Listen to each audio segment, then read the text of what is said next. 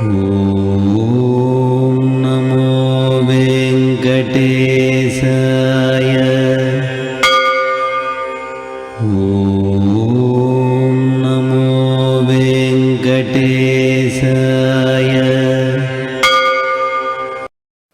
జై శ్రీమన్నారాయణ. జై జై శ్రీమన్నారాయణ. భగవద్బంధువులరా, అఖిలాండకోటి బ్రహ్మాండ నాయకుడు శ్రీనివాసుడు. ఆ స్వామి వైభవాన్ని మనం తెలుసుకోవాలి అని ఓ చిరు ప్రయత్నం మనం చేస్తున్నాం. స్వామి యొక్క అష్టోత్తర శతనామాల్లో ఉన్నటువంటి ఒక్కొక్క నామాన్ని అనుసంధానం చేస్తూ శ్రీ వెంకటేశ్వర స్వామి యొక్క వైభవాన్ని మనకి పురాణాలు ఏం చెప్పాయో వాటిని కూడా ముచ్చడించుకునే ప్రయత్నం చేస్తున్నాం. వెంకటేశుడు అంటే కూడా నిన్న మనం విన్నాం. వేం అంటే నశించని, కట ఐశ్వర్యం అని అర్థం. అమృత ఐశ్వర్య సంఘత్వాత్ వెంకటేశ ఇతి స్మృత. అమృతత్వము ఐశ్వర్యము రెండు కలిస్తేనే వెంకటేశుడు. అలాంటి గొప్ప స్వామి వేంచేసి ఉన్నటువంటి స్థానం తిరుమల. దాని పవిత్రత ఇంత అని చెప్పడానికి వీలు కాదు. అందుకే మనకి భగవద్ రామానుజుల వారు తెలియచేశారు. ఈరోజు ఆర్ద్ర నక్షత్రం, రామానుజు వారు అవతరించిన నక్షత్రం. ఆ స్వామి తెలియజేస్తూ అందంగా ఇందాక ప్రార్థనా శ్లోకంలో చెప్పాం కదా, అఖిల భువన జన్మ స్థేమ భంగాది లీలే. సకల లోకాల యొక్క సృష్టి స్థితి లయాలన్నీ చేసేది స్వామే. ఇవన్నీ చేయడానికి పెద్ద కష్టపడట. లీలే, లీలగా అనాయాసంగా చేసేస్తట స్వామి. అలాంటి స్వామి ఆశ్రయించుకున్న వాళ్ళందరికీ కూడా మోక్షాన్ని ఇస్తాడు. రామానుజుల వారు ఆయన్ని ప్రార్థన చేస్తూ ఏం చెప్పారో తెలుసా? స్వామి, శృతి శిరసి విదీప్తే. శృతి అంటే వేదం, ఆ వేదాలకి శిరస్సులు అంటే ఉపనిషత్తులు. ఆ ఉపనిషత్తుల్లో ప్రకాశించే మణెవరు అంటే మీరే. ఓ శ్రీనివాస, మమ పరస్మిన్ షేముషి భక్తి రూపా భవతు. స్వామి, మా విషయంలో భక్తి రూపాపన్న జ్ఞానాన్ని ఇవ్వండి. ఎవరైనా కోరాల్సింది శ్రీనివాసుని ఇదే. వెంకటేశ్వర స్వామి దగ్గరికి వెళ్ళి ధనం కావాలనో మిగతావి కావాలనో మనం కోరతాం. కానీ స్వామిని అడగాల్సింది ఏమిటట? షేముషి భక్తి రూప. షేముషి అంటే జ్ఞానం. ఎలాంటి జ్ఞానంట? భక్తి రూపాపన్న జ్ఞానం. ఏదైనా సరే భక్తి ఉండాలి, ఆ భక్తి జ్ఞానంతో కూడి ఉండాలి. అది అలాంటి గొప్ప భక్తిని నాకు ఇవ్వు అని రామానుజు వారు కోరతారు వెంకటేశ్వర స్వామిని. అలాంటి స్వామి నామాల్లో రెండు నామాలు నిన్న మనం తెలుసుకున్నాం. ఓం వెంకటేశాయ నమః, ఓం శేషాద్రి నిలయాయ నమః అని రెండు నామాలు. శ్రీనివాసుని యొక్క క్షేత్ర మహాత్మ్యాన్ని తెలియజేస్తూ నిన్న చెప్పారు. ఎవరైతే ఈ నామాలను అనుసంధానం చేస్తారో వాళ్ళకి అభీష్ట సిద్ధి కలుగుతుంది, చాలా గొప్ప శక్తి కలుగుతుంది అని చెప్పారు. అసలు ఆ స్వామి గురించి ఎవరు తెలుసుకోగలరు? మనకి ఆళ్వార్లలో పొయ్గై ఆళ్వార్ అనే గొప్ప మహానుభావులు కీర్తిస్తూ స్వామివారిని అంటున్నారు. ఉణరారార్ ఉన్ పెరుమై ఊజిదోరూజీ ఉణరారా ఉణర్వారార్ ఉన్నురువందన్నై. ఉణర్వారార్ ఎవరు తెలుసుకోగలరండి? ఏం తెలుసుకోలేరు? ఏం తెలుసుకోవాలి? ఉన్ పెరుమై. స్వామి, నీ గొప్పతనాన్ని ఎవడు తెలుసుకోగలడయా? వెంకటేశ, ఎవడు తెలుసుకోలేడయా? అంతేకాదు, తెలుసుకోవడానికి పగలు రాత్రి ఎవరు కష్టపడినా సరే కష్టపడమనండి. ఊజిదో రూజి, రోజు రోజులు వాడు కష్టపడినా నీ గురించి తెలుసుకోవడం చాలా కష్టమయ్యా. ఉణర్వారార్ ఉన్నురువంతన్నై. ఎవరు తెలుసుకోగలరు స్వామి నీ రూపాన్ని? నువ్వు ఇలాంటి వాడివని ఎవరు చెప్పగలరు? ఆ తిరుమలలో స్వామి ఎవరో తెలియక కొంతమంది సుబ్రహ్మణ్యేశ్వర స్వామి అని, కొంతమంది అమ్మవారని, కొంతమంది రుద్రుడని, నాగాభరణాలు ఉన్నాయి కనుక ఈయన రుద్రుడని, ఒక్కొక్కరు ఒక్కొక్కలాగా అప్పట్లో చాలా పెద్ద యుద్ధాలు జరిగితే ఇగో ఈయన సర్వేశ్వరుడు అని తెలుసుకున్నవారు ఒక్కరే. ఎవరు? భగవద్ రామానుజుడు. ఆదిశేషుడు గనక సతతము ఆ స్వామిని మోసేది వారే గనక ఆయన చెప్పాడయ్యా, ఈయన ఎవరు అనుకుంటున్నారు, నేను చెప్పే మాట కాదు, పురాణాలు చెప్తున్నాయి, మీరే వినండి అని 11 పురాణాలు 10,000 శ్లోకాలకి పైగా, నిన్న మనం విన్నాం కదా 11,577 దాదాపు ఆ శ్లోకాలలో మనకి చెప్పాయి అని. అంత గొప్పతనం ఉందండి శ్రీనివాసుడు అంటే మాటలా అని. రామానుజుడు ఎంత కష్టపడి ఉండాలంటే అక్కడ ఒక రాజుని ఒప్పించాలి, అక్కడ ఉన్నటువంటి పండితుల్ని ఒప్పించాలి, ఈ కొండ మీద ఉన్నవాడు సాక్షాత్తు శ్రీనివాసుడే అని చెప్పడం కోసమని ఇన్ని పురాణాల్లో ఉన్న విశేషాల్ని తీసుకొచ్చి చూపించారు. అందులో ఎవరు తెలుసుకోగలరు? ఉణర్వారార్ ఉన్నురువంతన్నై, స్వామి నీ దివ్య మంగళ విగ్రహాన్ని ఎవ్వరు తెలుసుకోగలరు, ఎవరి వల్ల కానే కాదు. ఆయన ఇలా ఉంటాడు అని ఇదమిత్తంగా ఎవరు చెప్పలేరు. ఉణర్వారార్ విண்ணగత్తాయ్ మണ്ണగత్తాయ్ వేంగడత్తాయ్ నాల్వేద పన్నగత్తాయ్ నీకిడందపాల్. ఎంత అందంగా చెప్తున్నారండి స్వామి. నువ్వు ఎక్కడుండావో తెలుసా? ఆ తిరుమల వెంకటేశ్వర స్వామి ఉండే స్థానం ఒకటి ఉందటండి. విన్ అంటే ఆకాశం, ఆకాశం అంటే పరమపదం. విన్నగత్తాయి పరమపదంలో ఉంటావయ్యా స్వామి నువ్వు. మన్నగత్తాయి ఈ భూమి మీద సంచరించావు. ఇప్పుడు ఎక్కడున్నావు? వేంగడతాయి వేంగడం అనే పర్వతాన్ని అధిరోహించావు. ఎందుకు? చూడండి ఎంత చమత్కారమో. ఆకాశంలో పరమపదంలో ఉన్నాడు, అది దేవతల కోసం. మన్నగత్తాయి మానవుల కోసం భూమి మీదకి వచ్చావు. ఇప్పుడు వేంగడత్తాయి ఎందుకు తిరువేంగడం అనే పర్వతం ఎక్కావు అంటే, ఒక తండ్రికి 2 పిల్లలు ఉన్నారనుకోండి, ఒకడు పూరు గుడిసెలో ఉంటాడు, ఇంకోడేమో పెద్ద భవంతిలో ఉంటాడు. అన్నదమ్ములు ఇద్దరికీ పడదు. పెద్దవాడి ఇంట్లో ఉంటేనేమో చిన్నవాడిని వాడు రానివాడు, చిన్నవాడి ఇంటికి వస్తేనేమో పెద్దవాడు రావడానికి నామోషి, ఆ గుడిసెగా నేను ఎలా వెళ్తా అని. అలాగే మనకి కూడా అలాగే ఉందండి. మనమా ఆకాశంలో స్వామి ఉన్నప్పుడు అక్కడికి వెళ్ళి సేవిద్దామంటే మనని రానివ్వరు. రానిస్తారా? పోనీ మన దేవతలను పిలుద్దామని మనం పిలిస్తే దేవతలు వస్తారా భూమి మీదకి? వాళ్ళకి మన భూమిని చూస్తేనే ఆసక్తి అండి. ఎందుకంటే ఇరుಳು తరుమా జ్ఞానం అంటారు. ఈ భూమి అజ్ఞానాన్ని ఇస్తుంటండి. ఇక్కడికి వస్తే వాళ్ళ స్థితిని వాళ్ళే మర్చిపోతారటండి. మీరు చెప్పండి, ఎవడైనా కావాలని మురిగుంట్లో దూకుతాడా? ఎవడు దూకుడు. ఈ సంసారం అనేటువంటి ఈ మురికిలో ఎవరు దూకుతారు? మరి దేవుడు ఎందుకు వచ్చాడండి? మరి ఆయన పిల్లలం గనక ఆయన దూకుతాడు.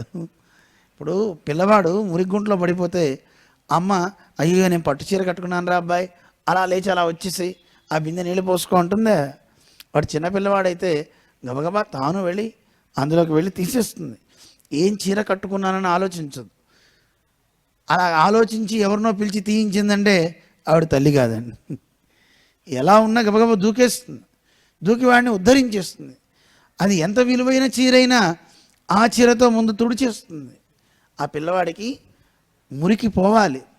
పరమాత్మ కూడా ఎంత పెద్ద పీతాంబర ధారైనా, ఎంత గొప్పవాడైనా, లక్ష్మీపతి అయినా ఆయన భూమి మీదకి రావాల్సిందే. ఎవరి కోసం? మన కోసం. ఏమంటే ఇప్పుడు మీరు చూడటం లేదండి, మీ పిల్లలకి పరీక్షలు వస్తే రాత్రి 12-1 గంట దాకా మీరు కూర్చొని వాడితో పాటు చదివించట్లే? అసలు వాడికంటే పరీక్ష రాస్తే మీకు ఫస్ట్ ర్యాంక్ వస్తుందండి. నిజం. అంత కష్టపడి చదివేవాళ్ళు ఉన్నారండి, బాగా కష్టపడి చదువుతున్నారు. ఒక ఆవిడ వచ్చింది, వాడు అనవసరంగా వెళ్ళాడు, ఆ క్వశ్చన్ వదిలిపెట్టేసండి, నాకు వచ్చిందండి వాడికి రాలేదండి చెప్పే తల్లులు కూడా ఉన్నారండి. ఎందుకంటే అంత కష్టపడి చదివిస్తున్నారు.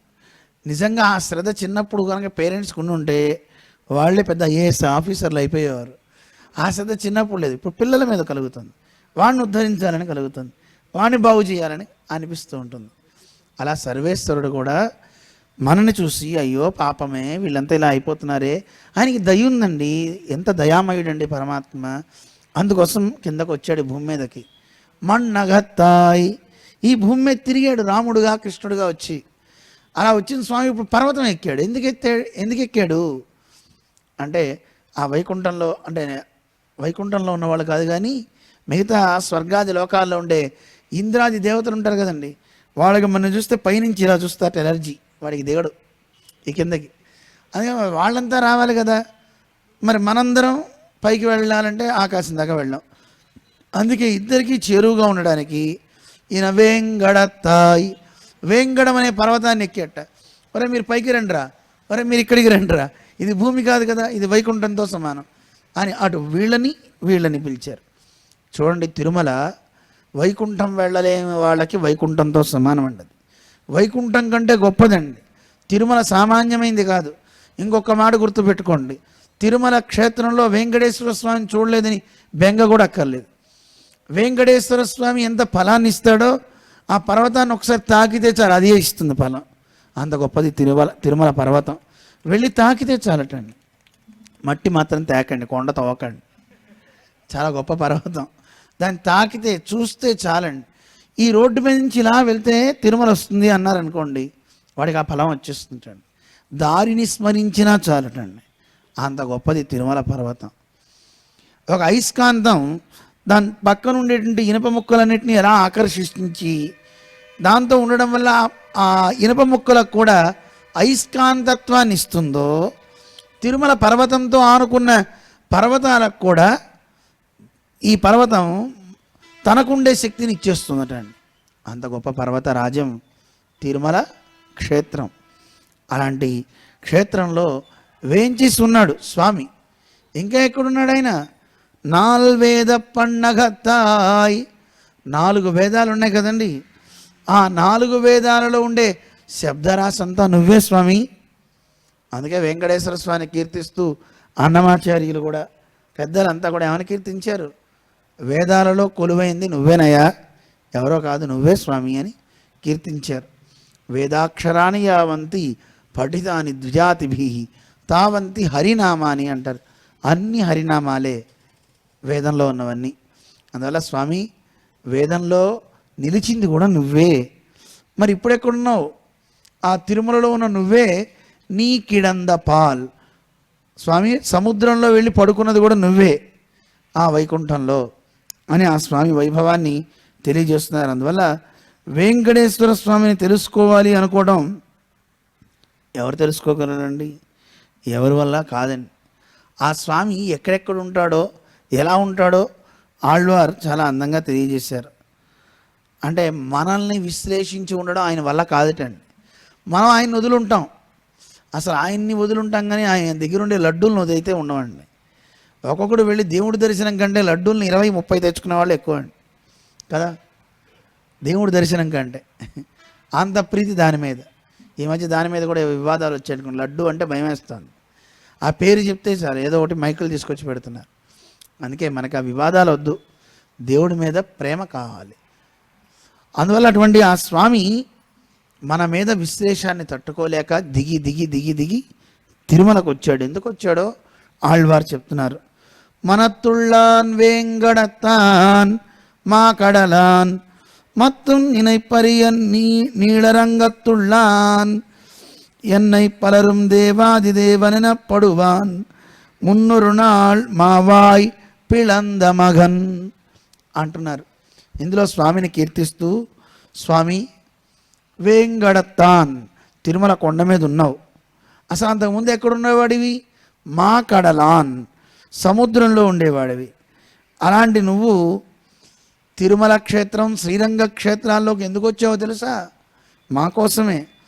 మమ్మల్ని వదిలి ఉండలేక అయ్యో మా వాళ్ళే అని మా కోసం వైకుంఠం నుంచి దిగి ఇక్కడికి వచ్చావు. వచ్చి తిరుమలకి ఎవరైతే వస్తారో రాగానే అక్కడి నుంచి డైవ్ చేసి మన హృదయంలో దూకుతాట స్వామి. మా అందరి హృదయాల్లోకి చేరడానికి ఒక స్థానం పెట్టుకున్నావు. చూడండి, నీళ్ళల్లో దూకాలంటే ఎత్తైన ప్రదేశానికి వెళ్ళి డైవ్ చేస్తారు కదండి, దూకుతారు కదా. అలా మా అందరి హృదయాల్లోకి దూరడానికి తిరుమల 7 కొండలను పెట్టుకున్నావు. ఒక కొండ సరిపోలా నీకు. ఆ 7 కొండల మీద నిలబడి, ఇప్పుడు నీళ్ళ మీద దూకుతుంటారు కదండి, పైకి ఎత్తెక్కి అలా ఎగిరి దూకుతుంటారు. అలా మా మనస్సు అనే సముద్రంలో దూకాలనుకున్నావు. అందుకనే తిరుమల కొండను ఎంచుకున్నావు. మనత్తుళ్ళాన్ వేంగడత్తాన్, మా మనస్సుల్లోకి చేరడానికే తిరుమల, శ్రీరంగం ఇలాంటి క్షేత్రాల్లో వేంచేసి ఉన్నావయ్యా తండ్రి అని చెప్పి ఆళ్వార్ చక్కగా పాడతారు. ఏం చేస్తాట ఆయన? మా వాయ్ పిళంద మగన్, ఆ పిల్లవాడు ఏం చేస్తాడో తెలుసా అండి, గతంలో ఒక అశ్వాసురుని యొక్క నోటిని చీల్చి పారేసిన వాడివయ్యా, నువ్వు సామాన్యుడివి కాదు అని ఇందులో స్వామిని చెప్తున్నారు. అశ్వాసురుడు అంటే ఎవరండి? అశ్వం ఇంద్రియాలకి ప్రతీక. ఆ ఇంద్రియాలను ఇందులో తెలియజేస్తున్నారనమాట. ఇంద్రియాలన్నింటినీ కూడా మంచిగా ఉండాలి, కానీ అలా కనుక చెడుగా ఉంటే వాటన్నిటినీ చీల్చి పారవేస్తాడనమాట స్వామి. అంటే సవ్యంగా వాటన్నిటిని ఉంచుతాడు. అలాంటి స్వామి యొక్క నామాలని మనం తెలుసుకుంటూ, మూడో నామం ఒకసారి మేము చెప్తాం, అందరం కలిసి అందాం. ఓం వృషదృగ్గోచరాయ శ్రీ వెంకటేశాయ నమః. ఇక్కడ వృషాద్రి అని పర్వతానికి ఒక పేరు వచ్చిందండి. ఆ పేరు రావడానికి గల కారణం ఒక మనువు. ఆ మనువుకి పేరు ధర్ముడు అని పేరు. ఆ ధర్మం అనే మనువుకి కళ్ళున్నాయి. ఆ కళ్ళకి గోచరమయ్యాట స్వామి. ఆ కళ్ళకి నేత్రానికి ఆస్పదమయ్యాట. అలాంటి ఆస్పదమైనటువంటి ఓ వెంకటేశ, నీకు నమస్కారము అని చెప్తున్నారు. వైవస్వత మనువు అనే మహానుభావుడు ఈ లోకాలన్నింటినీ పాలించే సందర్భంలో ధర్ముడు అనే ఒక మనువు ఉన్నాడు. ఆ ధర్ముడు అనే మనువు ఈ తిరుమలలోకి వచ్చి అక్కడ ప్రార్థన చేద్దామని తపస్సు చేయడం ఆరంభించాడు. వరాహస్వామిని ప్రార్థన చేశాట. అలా వరాహస్వామిని గురించి ఘోరమైన తపస్సు చేసిన తర్వాత వరాహస్వామి ప్రత్యక్షమై, ఏమయ్యా, నువ్వు చేసినటువంటి ఈ తపస్సు వల్ల ధర్మం బాగా పెరిగిపోయింది, ఈ కొండ కూడా పవిత్రమైంది, అందువల్ల ఈ రోజు నుంచి ఈ పర్వతానికి వృషాద్రి అని పేరు కూడా వస్తుంది, నీ పేరుతోనే చక్కగా ప్రసన్నమవుతుంది అని స్వామి చెప్పేటండి. అందువల్ల వృషదృక్ అంటే ధర్మానికి నేత్రం అన్నమాట అండి. అలాంటి ధర్మానికి నేత్రము వేదం కూడా మనకి చెప్తుంది కదా. వృషభము అంటే వేదము అని కూడా చెప్తారు. వేదాత్మ విహగేశ్వర, గరుత్మంతుడు ఎలా అయితే వేదస్వరూపమో వృషభం కూడా వేదస్వరూపమే. పరమశివుడి దగ్గర ఉంటుంది కదండి వృషభం. ఆ వృషభం కూడా వేదమే, మనకి వేదంలో చెప్తూ ఉంటారు. అందువల్ల ఇక్కడ వృషభం వేదస్వరూపం గనక ఈ వృషదృక్ అన్నప్పుడు ఆ వృషభం ఈ మహనీయుడు ధర్ముడికి నేత్రాలు ఏవైతే ఉన్నాయో ఆ నేత్రాలకు ఆస్పదమైన వాడని చెప్పడం ఒకటి, అలాగే ధర్మానికి కన్నుగా అయి ఉన్నవాడని అర్థం. రెండు అర్థాలు అన్నమాట. ఎందుకంటే ఇతని నేత్రాలకు ఆస్పదమయ్యాడు అంటే అందరి కళ్ళకు కూడా కనపడ్డా వెంకటేశ్వర స్వామి, కనపడాలి. కానీ మనలాంటి కళ్ళకు కనపడేవాడు కాడు వెంకటేశ్వర స్వామి. నా చక్షుషా పశ్యతి కశ్చనైనం, వేదం చెప్తోంది ఇలాంటి మాంసచక్షువులకి గోచరమయ్యేవాడు కాడు పరమాత్మ. మరి ఎలా కనపడతాడండి? ఆయన కనపడాలి అంటే కళ్ళు ఆయనే ఇస్తాడు. నేత్రాలను ఒకసారి అర్జునుడికి భగవద్గీతలో కృష్ణుడు చెప్పాడు, అర్జున, నన్ను చూడాలంటే నేను నేత్రాలు ఇస్తే నువ్వు చూడగలుగుతావు తప్ప నీ అంతటి నన్ను చూడాలంటే చూడలేవు. సినిమాలకు వెళ్ళడం అలవాటు ఉంది కదా అందరికీ. కొన్ని సినిమాల్లో థియేటర్స్లో పిక్చర్ వేసేటప్పుడు కొన్ని కళ్ళద్దాలు ఇస్తారండి. ఆ అద్దాలు ఇస్తేనే ఆ పిక్చర్ని చూడగలుగుతాం, లేకపోతే అందులో ఏం కనపడదు. కళ్ళు అద్దం తీసేసి చూస్తే ఏం కనపడదండి, అన్ని బూచులుగా ఉంటుంది. 3D పిక్చర్ ఏదో అంటారు దాన్ని కదా, 3Dనో 4Dనో ఇప్పుడు వచ్చినాయి. ఆ సినిమాలు వచ్చినప్పుడు చిన్నప్పుడు వెళ్ళేవాళ్ళం, కళ్ళతోటి ఇచ్చేవారు. బయటకు వచ్చేటప్పుడు ఇంటికి వెళ్ళాక అది తీసుకుని మన టీవీ చూస్తే మళ్ళీ అలా కనపడదండి, అయినా అద్దం అక్కడే పెట్టేయాలి, వాడు తీసేసుకుంటాడు. అలాంటి అద్దాలతో ఆ బొమ్మలో ఉన్నవి స్పష్టంగా కనపడుతుంది. భయం వేస్తుందని అద్దం తీస్తే ఏం కనపడదండి. అలాగా ఈ మాంసచక్షువులతో మనం పరమాత్మను చూడలేము. చూడాలంటే మనకి ఇంకో నేత్రం కావాలి. అంతెందుకండి, ఎదురుగుండా లైట్స్ పెట్టారు అటు ఇటు. ఒకసారి లైట్ వంక నేను కన్ను తిప్పానా మీరు ఎవరు కనపడరు నాకు. నాకే కాదు, మీరు వచ్చి లైట్ని చూసినా సరే మీకు పక్కన ఎవరిని చూసినా కనపడదు. అంటే మన కళ్ళు కొంత శక్తిని మాత్రమే చూడడానికి యోగ్యమైనవి. మన చెవులు కూడా అంతేనండి. పెద్ద శబ్దం వచ్చిందనుకోండి వినపడ్డం మానేస్తుందండి, వినలేవు. అతి సూక్ష్మమైన శబ్దాన్ని, అతి పెద్ద శబ్దాన్ని రెండు వినలేవు. కళ్ళు కూడా అంతే, అతి సూక్ష్మమైన దాన్ని ఎవరు చూడలేరు, అతి పెద్ద వెలుగైన దాన్ని మనం చూడలేం. ఈ రెండింటిని చూడలేం. మనకి కొంత డైమెన్షన్ ఇచ్చాడు భగవంతుడు. ఇంతవరకే చూడగలుగుతాం, ఇంతవరకే వినగలుగుతాం, ఇంతవరకే తినగలుగుతాం. రుచుల్లో కూడా అంతే కదండి. కొన్ని రుచులు తెలుసుకోగలం, కొన్ని రుచులు తెలుసుకోలేం. చెప్పగలుగుతామా? సైనైడ్ అని ఉందిటండి. ఎవరికన్నా ఇస్తే రుచి చూసి చెప్తారా అని ₹1,00,000 ఇస్తా అంటున్నారు, ₹1,00,00,000 ఇస్తా అంటున్నారు. ఎంత ఇచ్చినా ఎవడు దాని రుచి ఏదో చెప్పలేకపోతున్నారు. చాలామంది ప్రయత్నం చేసేట ఇలా నాలుగు మీద పెట్టుకుంటూ రుచులన్నీ పెట్టి ఏ రుచో చెప్పాలని టిక్కు పెట్టాలని. ఇది పడగానే పెన్ను పడిపోయిందా వాడు పడిపోయాడు. వాడి వల్ల కాలే, ఎవరు చెప్పలేరు. కొన్ని రుచులు చెప్పడం మన వల్ల కాదు. మనకి తెలిసినవి 6 రుచులే. మనం అనుకుంటాం గేదెల్ని పశువుల్ని చూసి వాడి పాపం రుచి తెలియదండి గడ్డి తింటున్నాయని. గడ్డిలో ఉన్న రుచి మనకి తెలియదు, అందుకే గడ్డి తింటాం మొదలు పెట్టేటండి ఇప్పుడు మనుషులు. అందుకే అంటారు కదా అన్నం తింటున్నావా గడ్డి తింటున్నావా అని. పశువులకటండి సుమారుగా 200 టేస్ట్ బడ్స్ నాలుక మీద ఉంటాయటండి. అంటే అన్ని రుచులు తెలుసుకోగలిగే సామర్థ్యం ఉంటుంది. మరి కాఫీ ఇస్తే తాగదేంటండి అని అడుగుతున్నారు కొంతమంది. మా జియర్ స్వార్ అంటారు, కాఫీ ఇస్తే తాగుతుందా చెప్పండి? అది తాగితే ప్రాణం పోతుంది. ముందే వాసన చూసి ఇచ్చి నాకు వద్దంటుంది. దానికి ఉన్న తెలివి కూడా మనకి లేదండి. కాఫీ కానీ టీ కానీ తీసుకెళ్ళండి, తాగుతాయా? అస్సలు తాగవు.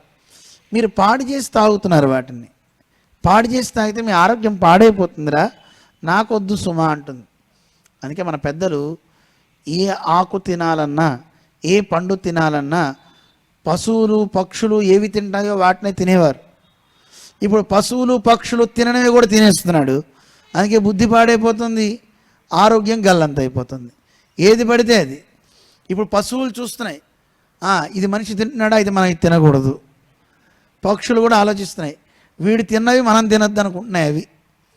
మనం వాటిని చూసి నేర్చుకోవాల్సింది పోయి అవి మన్ని చూసి నేర్చుకుంటున్నాయి. వీడి జోలికి పోవద్దురా, పూర్తి కరప్షన్ గాడు వీడు. ప్రకృతిని కూడా పాడు చేసేసాడు. మనం తినే గడ్డి కూడా పాడైపోయింది. నిజంగా ఇప్పుడు గడ్డి, ఆవులకి పెట్టే గడ్డి కూడా మంచి గడ్డేనా? మొన్న ఈ మధ్య గడ్డి తెచ్చి పెట్టారండి మన గోశాలకి. ఆవులు గడ్డి తింటాం మానేస్తాయి 3 రోజులు. ఆకలిసికి తప్పక మన తిట్టుకుంటూ తింటున్నాయి. ఇదివరకు గడ్డి కోసి పెట్టేవారు, ఇప్పుడు మిషన్తో చుట్టి తెస్తున్నారు కదండి, తొక్కి తొక్కి తెస్తున్నారు. పైగా ఆ పంట పండించే వాటికి ఎన్నెన్ని కెమికల్స్ వేస్తున్నామండి. ఆ వేసేవన్నీ వాసన చూసి పాపం తింటంలా, కానీ క్షుద్బాధ ఏం చేస్తే పాపం తినాల్సి వస్తుంది. అలా మొత్తం పాడు చేసేస్తున్నాం. అందుకని ఎప్పుడైనా ఒక తత్వం తెలుసుకోవాలి అంటే ఆ తత్వం తెలుసుకోవడానికి తగ్గట్టుగా పరమాత్మ మనకి కొంత ఇచ్చాడు. వరే నీకు ఎంత అవసరమో అంతే ఇస్తున్నా. మరీ ఎక్కువ ఇచ్చిస్తే డేంజర్ అండి, కంటి చూపు కూడా. కొన్నిటిని తెలుసుకోవడానికి మనోనేత్రం ఇచ్చాడండి పరమాత్మ. పూర్వకాలంలో పెద్దలకి ఎక్కడ ఏం జరుగుతున్నాయో తెలుసుకోవడానికి ఈ కళ్ళ కంటే ఈ కన్నును ఎక్కువ వాడేవారు. అందుకే ఋషీశ్వరులు అందరూ చూడండి, మునులు అందరూ ఎక్కువ కళ్ళు మూసుకునేవారు, నోటిని కూడా మూసేసేవారు. నోటితో మాట కంటే మనస్సుతోనే ఎక్కువ సంవాదం చేసేవారు. మనస్సంవాదము అంటారు. అలా మనస్సులోనే స్పందన చేస్తూ అలా నోటిని కనుక కంట్రోల్లో పెడితేటండి ఆ వాక్కు వజ్రంలా వెళ్తుంటండి. ఒక మాట మాట్లాడితే వజ్రమే. కంటి దృష్టిని కూడా ఎక్కువ ప్రసారం చేయకుండా తాను మనస్సులో ఉన్నటువంటి అంతర్లీనమైన పరమాత్మని దర్శిస్తూ కనుక ప్రయత్నించే సాధు పొంగవులు ఉంటారే, వాళ్ళు ఒకసారి కనుతిరిచి చూస్తే చాలట మనం పునీతం అవుతుంటాం. ఎంత గొప్పతనం చూడండి. ఒక్కొక్క ఇంద్రియానికి బాహ్యమైనటువంటి క్షుద్రమైన పనులు మాని అంతర్ముఖంగా ఆ ఇంద్రియాలను తీసుకెళ్ళాలి. మన ఇంద్రియాలన్నీ బహిర్ముఖమే ఉన్నాయి, ఏది అంతర్ముఖం లేదు. ఉందే అంతర్ముఖం? ఉందే? మన కళ్ళు బయటవి చూస్తున్నాయి తప్ప లోపల చూడగలుగుతుందా? మన వాక్కు బయటికి అన్నీ చేయగలుగుతుంది తప్ప లోపల సంవాదం చేయగలుగుతుందా? చేయలేదండి. నాతో ఒకరు అన్నారు, ఊరికే వాళ్ళని వీళ్ళని మనస్సు తలుస్తుంది కదా, ఆ మనసుతో రాముడితో ఎందుకు మాట్లాడకూడదు కదండి? దైవంతో ఎందుకు మనం సంవాదం చేయకూడదు? చెయ్యాలి. చేయడంలా చేస్తే దైవం మనకి స్పందిస్తుంది. దైవం తన యొక్క భావాన్ని మనకి తెలియజేస్తుంది. అవి మామూలు మాట్లాడినట్టు ఉండదు, మనస్సుతోనే సంవాదం చేస్తాయి, నీకు మంచి దిశ నిర్దేశాన్ని చేస్తాయిటండి. అందువల్ల పరమాత్మని చూడాలి అంటే, ఆయనతో మాట్లాడాలంటే ప్రయత్నం చేస్తే ఆ శక్తి ఆయన ఇస్తాడు. చేద్దాం ఆ ప్రయత్నం. ఆ ప్రయత్నం చేశాడు కనుక అర్జునుడికి కృష్ణుడు చెప్పాడు, దివ్యం దదామితే చక్షు యోగమైశ్వర్యం మే ఐశ్వర్యం పశ్య. నా ఐశ్వర్యాన్ని అప్పుడు చూడు నువ్వు. పశ్య మే యోగమైశ్వరం ఐశ్వరం అన్నాడు కృష్ణుడు. నా ఐశ్వర్యాన్ని చూడాలంటే ఎప్పుడు చూస్తావు? నేను చక్షువులు ఇస్తేనే, జ్ఞాన చక్షువు ఇస్తేనే నన్ను చూడగలుగుతావు అబ్బాయి, లేకపోతే చూడలేవు అన్నాడు కృష్ణుడు. అందువల్ల పరమాత్మ ఈ ధర్ముడికి ఇచ్చాడు, ఆ వృషుడు అనేటువంటి మహానుభావుడికి. ఆ మనువుకి ఇవ్వటం వల్ల ఆయన చూడగలిగాడు తప్ప, లేకపోతే మనం చూడగలమండి? వేదం ఒక వాక్యం చెప్తుందండి, పరమాత్మని దర్శించాలి అంటే మనకి లభ్యమయ్యేవాడు కాదు. నాయమాత్మా ప్రవచనేన లభ్య న మేధయా న బహునా శృతేన యమై వైష వృణతే తేన లభ్య. ఉపనిషద్ వాక్యం. పరమాత్మని దర్శించాలంటే శ్రవణం చేయాలి, బాగా విన్నదాన్ని మననం చేయాలి, మననం చేసిన దాన్ని దర్శిస్తూ ధ్యానం చేయాలి. ఇది చేస్తే దేవుడు కనపడతాడు అని అనుకోకండి. ఇంత మాత్రమే కాదు, పరమాత్మ మన గురించి అనుకోవాలట. అరే వీళ్ళు సప్తాహం చేస్తున్నారే, వీళ్ళకి నేను కనపడకపోతే ఎలాగా? నేను కనపడాలి అని ఆయన అనుకోవాలి. ఆయన అనుకుంటే మనకి లభిస్తాడు తప్ప మనం అనుకుంటే లభించేవాడు కాదు. సరేనండి, ఆయన అనుకున్నప్పుడే కనపడమనండి, నాకెందుకు, నేను ఇంట్లో కూర్చుంటా అనకండి. ముందు మీకు కూడా ఇచ్చ కావాలి కదా, కోరిక ఉండాలా వద్దా? మీకు కూడా, నాకు కూడా పొందాలనే కోరిక ఉంటే అవతల వాళ్ళ నుంచి కూడా ఒక సపోర్ట్ వస్తుందా, వీడికి ఏమైనా ఇవ్వచ్చు, వీడికి ఏమైనా పెట్టచ్చు అనిపిస్తుంది. మీకే తినడం అసలు ఇష్టం లేదనుకోండి, ఎప్పుడు ఏమి ఇచ్చినా వద్దు వద్దు అన్నారు అనుకోండి, అనేవాడికి ఎవడిస్తాడు? ఎవడెవడు. కావాల్సినప్పుడు కూడా అవి రావు కూడా. అందువల్ల ఏదైనా దేవుడి ప్రసాదం ఇస్తున్నారంటే తీసుకోండి, మంచిదే.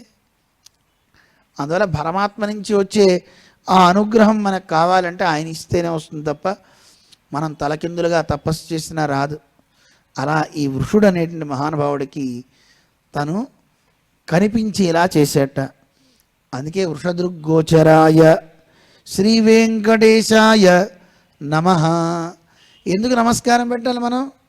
వెంకటేశ, ఆ వృషుడనే మహానుభావుడికి ఎలా నేత్రాలకి దర్శనాన్ని ఇచ్చావో, ఆయన కంటికి ఎలా కనపడ్డావో, మా కంటికి కూడా అలా కనపడవయ్యా, మమ్మల్ని అనుగ్రహించవయ్యా, కళ్ళు మూసినా తెరిచినా నువ్వే నాకు కనపడేలా అనుగ్రహించు అని వెంకటేశ్వర స్వామిని కోరదామా?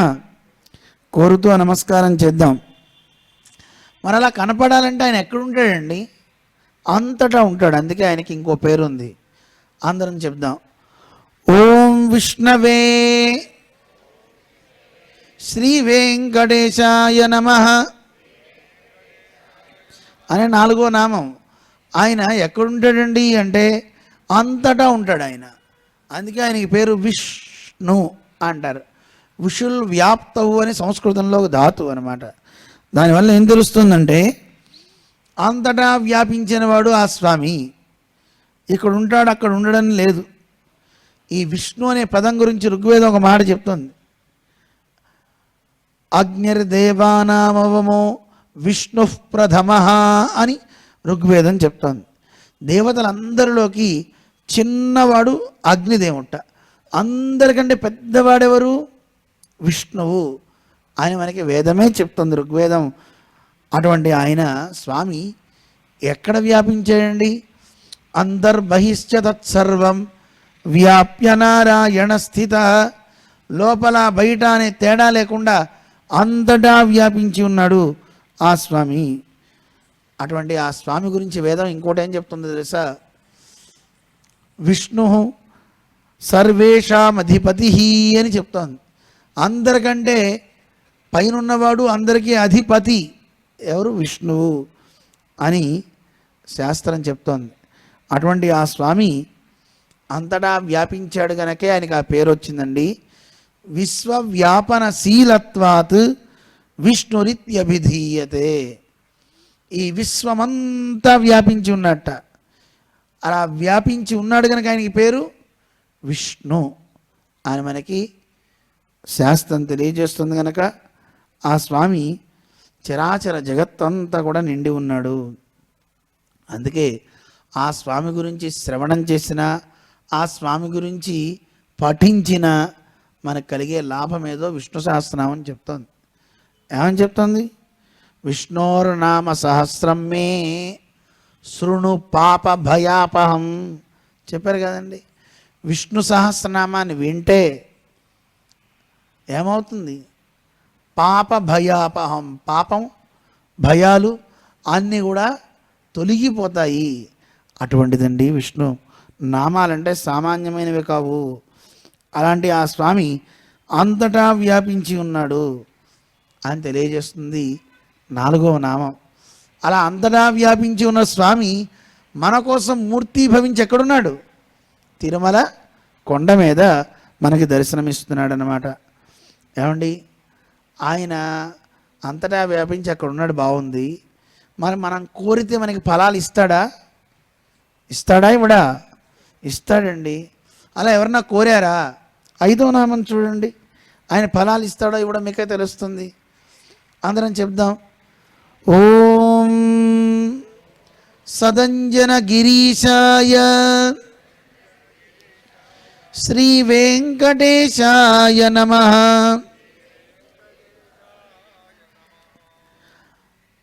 చాలా ఉత్తమమైనటువంటి కొండ తిరుమల కొండ. ఆ కొండకి అంజనాద్రి అని పేరు. ఆ అంజనాద్రికి అధిపతి అయినటువంటి వాడు ఎవరు? శ్రీ వెంకటేశ నీకు నమస్కారము అని నమస్కరిస్తున్నారు. అయితే ఇక్కడే ఈ కొండ మీదే సంతానం కోసం అంజనాదేవి తపస్సు చేసిందండి. చాలా కాలం తపస్సు చేసి ఆవిడ వెంకటేశ్వర స్వామి అనుగ్రహాన్ని పొంది అతి బలవంతుడైనటువంటి హనుమంతుణ్ణి సంతానంగా పొందింది అని చెప్తారు. అందుకే ఒక్కొక్క యుగంలో ఒక్కొక్క పేరుతో ఆ కొండకు ఉందండి. కృతే వృషాద్రిం వక్ష్యంతి, త్రేతాయాం అంజనాచలం, ద్వాపరే శేషశైలేతి, కలౌ వెంకటాచలం అని ఒక్కొక్క యుగంలో ఆ పర్వతానికి ఒక్కో పేరు ఉంది. కృతయుగంలో వృషాద్రి అని పిలిచేవారట ఆ పర్వతాన్ని, వృషభాచలం అని. మనం వింటూ ఉంటాం కదా, శేషాచల గరుడాచలాంజనాచలాది శిఖరిమాల కులస్య అని స్వామి గద్యలో వింటూ ఉంటాం, అనేక పేర్లు. కానీ కృతయుగంలో మొట్టమొదట ఆ పర్వతానికి పేరు వృషాద్రి అని పేరుంది. తర్వాత త్రేతాయుగంలో అదే పర్వతానికి అంజనాచలము, అంజనాద్రి అని పేరు. ద్వాపర యుగంలో శేషశైలము అని పేరు వచ్చింది. కలౌ వెంకటాచలం, కలియుగంలో వెంకటాచలం అని పేరు వచ్చిందండి. ఇలా యుగభేదం చేత ఒక్కొక్క పేరు ఉంది అని భవిష్యోత్తర పురాణంలో మనకి తెలియజేశారు. అందువల్ల ఇదిగో ఇలా వెంకటాచలం అనే పేరు వచ్చింది. అసలు ఎవరండి అంజన అంటే ఒక వానర రాజు యొక్క కుమార్తె అంజనాదేవి. ఈవిడ అసలు అంతకుముందు ఆ రాజు సంతానం కావాలని పరమశివుడి కోసం ఘోరమైన తపస్సు చేసేట. పరమశివుడు ప్రత్యక్షమయ్యాడు. ఆ తపస్సుకి మెచ్చి, అయ్యా నీకు బ్రహ్మగారు రాసిన రాతలో నువ్వు మగ సంతానం కావాలని నన్ను అడుగుతున్నావు, కానీ నీకు మగ సంతానం లేదు, కానీ నీకు మహా తపస్సంపన్నురాలైన ఒక స్త్రీ నీకు పుడుతుందయ్యా, ఆవిడికి నువ్వేం కోరుకున్నావో అలాంటి పిల్లవాడు ఆవిడికి పుడతాడులే అని పరమశివుడు వరం ఇచ్చాడు, వెళ్ళిపోయాడు. ఆ తర్వాత ఆ వానరరాజుకి పుట్టినటువంటి కూతురు ఈ అంజన అని పేరండి. ఈవిడ చిన్నతనంలోనే కాస్త పెరిగి పెద్దదైంది, భక్తి బాగా ఉంది. కేసరి అనేటువంటి ఒక వానరరాజుకి ఇచ్చి వివాహం చేశారు. మరి సంతానం పొందాలి అంటే పూర్వకాలంలో తపస్సు చేసేవారండి. పూర్వకాలం కాదు, ఇప్పుడు కూడా అంతే. సంతానం మంచి సత్సంతానం కావాలి అంటే దేవుని అనుగ్రహం బాగా ఉండాలండి. అదే పుణ్యం కొద్దీ పురుషుడు, దానం కొద్దీ బిడ్డ అంటారు. దాన ధర్మాలు పశుపక్ష్యాదులకి, చీమలకి, వాటికి, నదుల్లో ఉన్న ప్రాణులకి అన్నీ పెడుతూ ఉంటారు. పెట్టడమే కాదు, తపస్సు కూడా చేయాలటండి. పరమాత్మ గురించి ఎక్కువ నామ సంకీర్తనం చేస్తూ చేస్తూ ఉంటే పుట్టే సంతానం చాలా గొప్పవాళ్ళు అవుతారు. అలా లేదనుకోండి, పుట్టేవాళ్ళంతా లోక వినాశనమే, రాక్షసులే పుడుతుంటారట. కాస్త ఒకంత భక్తి, మరీ 24 hours కాకపోయినా ఫోన్ ఛార్జింగ్ పెట్టేంత సమయం ఉన్నా ఇవ్వండి. కాసేపు ఫోన్ ఛార్జింగ్ కాసేపు పెడితే రోజుల్లో వస్తుంది కదా. కనీసం ఒక ఉదయం 1 గంట, సాయంత్రం 1 గంట, లేదా అరగంట, ఏదో కాసేపు. అసలు మా జిఆర్ స్వామి అంటారు, దేవుడికి అసలు మీరు ఆ గంట కూడా ఇవ్వకండి అన్నారు. ఒకళ్ళు అయితే చాలా హ్యాపీగా చప్పట్లు కొట్టేశాడు. ఎందుకురా అంత ఆనందం అంటే, మీరే అన్నారు కదండి గంట కూడా వద్దని, 24 గంటలు ఇవ్వన్నారు స్వామివారు. 24 గంటలు ఎక్కడ ఇవ్వనండి అన్నాడు వాడు. అవునయ్యా, నువ్వు ఉద్యోగం చేస్తావు కదా, చేసే ఉద్యోగం అంతా దేవుడు పనే అనుకో, అయిపోయింది దేవుడి పూజే. అలాగే నీ ఫ్రెండ్స్ అంతా ఉంటారు కదా, ఉన్నప్పుడు వాడి పేరు రామ కృష్ణ ఏదో ఉంటుంది, వాడిని పిలుస్తున్నప్పుడు కూడా దేవుడిని పిలుస్తున్నాను అనుకో, అప్పుడు దేవుడి పూజ అయిపోయిందాక అవలేదా? నువ్వు మామూలుగా అష్టోత్తరం చెప్దాం అనుకున్నావు, ఆ రామ అనే వ్యక్తినో కృష్ణ అనే వ్యక్తినో 100 సార్లు పిలిచామంటే అష్టోత్తరం అయిపోయింది, ఫినిష్. ఇంకేం కావాలి నీకు చెప్పు? రాత్రి పడుకునేటప్పుడు ఒకసారి ఈ బొటన వేలు పరమాత్మ, ఈ చూపుడు వేలు నువ్వు కాస్త వంగితే దేవుడి దగ్గరికి వెళ్ళగలం. ఇలా ఉంటే దేవుడి దగ్గరికి వెళ్ళమండి, నిటారుగా వంగాలి. అలా వంగి ఆయన దగ్గరికి వెళ్ళామనుకో మంచిది. ఈ ముద్ర పెట్టుకో, స్వామి నీ పాదాల్లో చేరుతున్నా అనుకుంటూ అలాగే పడుకో. పొద్దున లేచేసరికి హరి హరి అంటూలే, రాత్రి అంతా ఆరాధన చేసినట్టే. మంచి ఫలం కలుగుతుందా కలగదా? పూర్వం మన పెద్దలు చివరికి పడుకునే సమయంలో కాయేన వాచ చెప్పుకొని, ఈరోజు చేసినవన్నిటికీ స్వామి నీకు సమర్పిస్తున్నా, దోషాలన్నీ తొలగించు, మంచి బుద్ధి నువ్వు, పొద్దున లేపితే మళ్ళీ నీకు సలాం కొడతా, లేకపోతే నీ దగ్గర వచ్చి వైకుంఠంలో చక్కగా సేవ చేసుకుంటా, తండ్రి నీతోనే ఎప్పుడు చేరి ఉంటా అనుకో, పడుకో. ఇంతకంటే ఏం కావాలి చెప్పండి? ఇలా చేయండి, ఇది ఆరాధనే అని మనకి తెలియజేశారు స్వామివారు. అందువల్ల ఎప్పుడు భగవన్నామని చెప్పుకుంటే అది మంచిదండి, శరీరం పునీతం అవుతుంది. అలాంటి ఆ నామాన్ని చెప్పి సత్సంతానాన్ని పొందొచ్చు. పూర్వకాలంలో అలాగే తపస్సులు చేసేవారు. అంజనాదేవికి కూడా ఉపదేశించారటమ్మా, నీకు కేసరిని వివాహం చేసుకున్నావు, కానీ నీకు మంచి సంతానం కలగాలి అంటే తిరుమల చేరు. ఆ తిరుమల కొండ మీద 7,000 సంవత్సరాలు తపస్సు చేయమన్నట్టండి. అలా 7,000 సంవత్సరాలు తపస్సు చేయమని ధర్ముడు అనేటువంటి ఆయన చెప్పేట. చెప్పిన తర్వాత ఆవిడ వెళ్ళి అక్కడ తపస్సు చేసింది. తపస్సు చేస్తే వాయుదేవుని అనుగ్రహం చేత, అంటే తన భర్తతో కేసరితో వివాహమైంది, కానీ వాయుదేవుడు ఓ ఫలాన్ని ఇచ్చాడు. ఆ ఫలాన్ని ఆస్వాదించడం వల్ల ఆవిడికి సంతానం కలిగింది. వెంకటేశ్వర స్వామి అనుగ్రహం అదంతా. స్వామి సంకల్పం చేత వాయుదేవుని యొక్క అనుగ్రహం కలిగి, ఆ వాయుదేవుని యొక్క అనుగ్రహం చేత పుట్టినవాడే ఆంజనేయుడు. అయితే అక్కడ స్వామి కూడా ప్రత్యక్షమయ్యాడు. ఇగో నీ ఇంత తపస్సు చేసావు గనక నీకు వరాన్ని ఇస్తున్నా, నువ్వు తపస్సు చేసి సంతానాన్ని పొందావు గనక ఈ పర్వతానికి అంజనాద్రి అనే నామధేయం ఉంటుంది అని పేరు పెట్టారండి. ఒక్కొక్కళ్ళు ఇప్పుడు చూస్తున్నాం కదండి, ఒకళ్ళు అధికారంలో ఉన్నప్పుడు ఒక పేరు పెట్టారనుకోండి, ఇంకోళ్ళు అధికారంలోకి వచ్చాక ఆ పేరు తీసి ఇంకోళ్ళు పేరు పెడతారు. మనం చూస్తుంటాం కదా, ఇళ్లల్లో అయినా ఎక్కడైనా ఇంటి పేర్లైనా ఏమైనా బోర్డులు పెడితే మార్చచ్చు, మారుస్తుంటారు. పరమాత్మ కూడా ఒక్కొక్క పర్వతానికి ఒక్కొక్కళ్ళు పేరు పెట్టాడు. ఎవరెవరు మంచిగా ఉంటే నీ పేరుతో ఇది ఖ్యాతి చెందుతుందిలే కొన్నాళ్ళు. అలాగా అంజనాద్రి అని ఆ పర్వతానికి వచ్చింది పేరు.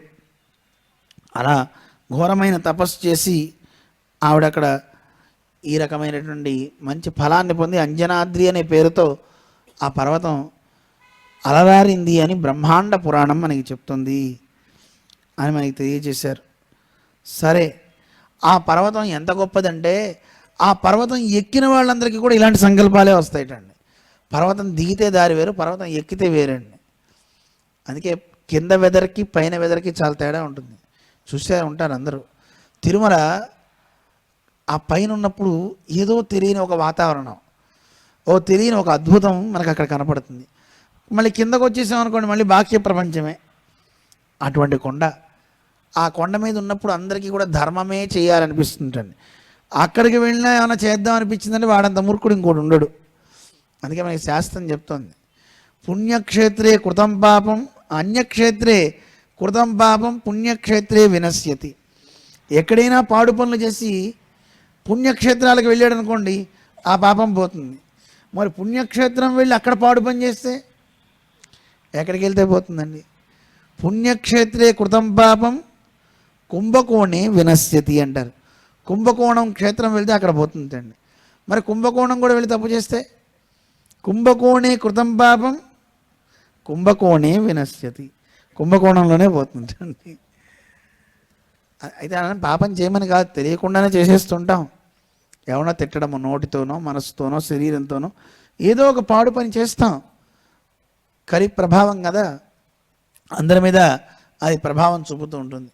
ఒకవేళ అలా ఉన్నా ఏం పర్వాలేదయా, మన్ని బాగు చేయడం కోసమే ఎలా హాస్పిటల్స్ ఉన్నాయో దివ్యక్షేత్రాలు కూడా అలా ఉన్నాయి. అందుకే 108 దివ్యక్షేత్రాలు ఒకే చోట పెట్టేశారు మన జిఆర్ స్వామి వారు. అక్కడికి ఇక్కడికి తిరగడం కష్టం అనుకుంటే ఒకసారి రా. తమాషా కాదండి, ఏ వ్యక్తి చేయలేని ఒక గొప్ప కార్యం మన ఆచార్యులు చేశారు. చాలా గొప్ప కార్యం. ఏంటో తెలుసా? 108 దివ్యక్షేత్రాలను ఏదో ఊరికే చిన్న చిన్న మందిరాలు పెట్టేయడం పెట్టలే.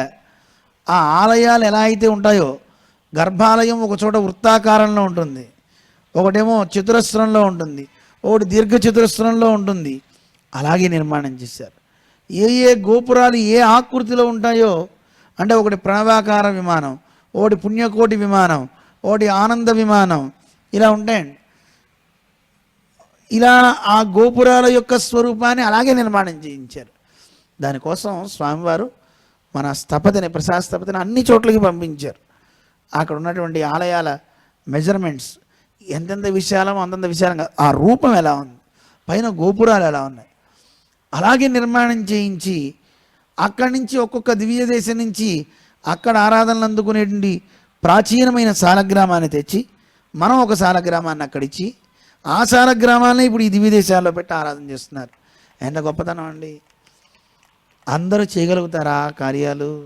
చాలా కష్టం. చేద్దామని డబ్బున్నా అవ్వవండి, సంకల్ప బలం. అలాంటి సంకల్ప బలం ఎవరికి ఉంటుందండి? ధర్మం ఒకంత మనస్సులో ఉన్న వాళ్ళకి తప్ప అందరికీ వచ్చేది కాదండి. నడిచే ధర్మస్వరూపం అన్నమాట ఆచార్యులు. అందుకే ఆ కార్యాలన్నీ అవుతున్నాయి, ఏది సంకల్పించినా అవుతున్నాయి. అలాంటి ధర్మక్షేత్రాలు కనుక మనం వెళ్తే మన బుద్ధి కూడా ధర్మం చేయాలనిపిస్తుంది. అందుకే అలాంటి క్షేత్రాల్లో కాసేపు కూర్చుంటే మంచిది. అలాంటి ధర్మక్షేత్రాల్లో ఏదైనా మంచి పని చేస్తే అది 1,000,000 రెట్ల ఫలాలు ఇస్తుందండి. మామూలు చోట చేసేదానికంటే ఓ మంచి చోట మనం చేస్తే, బదరికాశ్రమం అని చెప్తారు చూడండి, అక్కడికి వెళ్ళి ఒక్కసారి నారాయణ అంటే 1,00,000 సార్లు అన్నట్టు లెక్క అనమాట. అంత గొప్పతనం. ఇక్కడ 1,00,000 సార్లు చేయాలి, అక్కడికి వెళ్ళి ఒక్కసారి నారాయణ అంటే అద్భుతం కదా. అలాంటి క్షేత్రాలు సామాన్యమైనవే. అందుకే మన కరీంనగర్ వాళ్ళు ప్రతి సంవత్సరం మన సమతా కుంభలో జరిగే కార్యక్రమానికి ఒకంత మేము కూడా తదియారాధనకి ఆ సమతా కుంభ జరుగుతుంది ఫిబ్రవరిలో, దానికి మేమంతా తయారవుతాము అని గత సంవత్సరం మన మాధవి నారాయణ రెడ్డి దంపతుల చలవ వల్ల ఇక్కడ ఏర్పాటు చేసినప్పుడు అందరికీ చెప్తే గత సంవత్సరం చేశారు. ఈ సంవత్సరం కూడా చేద్దామంటారా? పెడదాం అందరికీ భోజనాలు? చెప్పండి గట్టిగా. చేద్దాం, మన శక్తికి తగ్గట్టు చేద్దాం. ఎందుకంటే ఒక్కొక్క చోట మనం కూర్చుంటే ఆ కూర్చున్న సమయంలో ఉండే మనస్సు వేరండి. ఆ క్షేత్రానికి ఒక గొప్ప శక్తి ఉంది. ఎందుకుందో ఈ పై నామని చెప్తుంది, ఒకసారి అందాం. ఓం వృషాద్రిపతయే శ్రీ వెంకటేశాయ నమః. వృషాద్రి అని ఇందాక మనం చెప్పుకున్నామే, ఆయన పేరుతోనే మళ్ళీ ఇంకోసారి చెప్తున్నారు. ఈ వృషాద్రి అని ఈ పర్వతానికి పేరు వచ్చింది కదా, దానికి అధిపతి అండి స్వామి అని చెప్పారు. అయితే ఈ వృషుడు అనే మనువు తపస్సు చేస్తే అది ధర్మస్వరూపం అయిపోయింది అనుకున్నాం కదా. ఎంత బాగా అయిందంటే ధర్మం వృద్ధి అయ్యి ఎవరు ఏ మనోభావంతో ఉంటారో ఆ మనోభావంతో ఆ కొండెక్కినప్పుడు వాడి మనస్సులో మంచి భావాలే తీసుకొస్తూ ఉంటుందండి. కొన్ని ప్రదేశాలకు వెళ్తే మంచి పైకి లేస్తుందండి. కొన్ని ప్రదేశాల్లోకి వెళ్తే వాళ్ళు ఉన్న అధర్మం ఉంటే ఆ అధర్మాన్ని పైకి తీసుకొస్తూ ఉంటుంది. స్థానానికి ఒక ప్రభావం ఉంటుందా ఉండదా మీరే ఆలోచించండి. గుడికి వెళ్ళారనుకోండి, ప్రశాంతత, ఎక్కడ లేని ప్రశాంతత అక్కడ మనకి గోచరిస్తుంటుంది.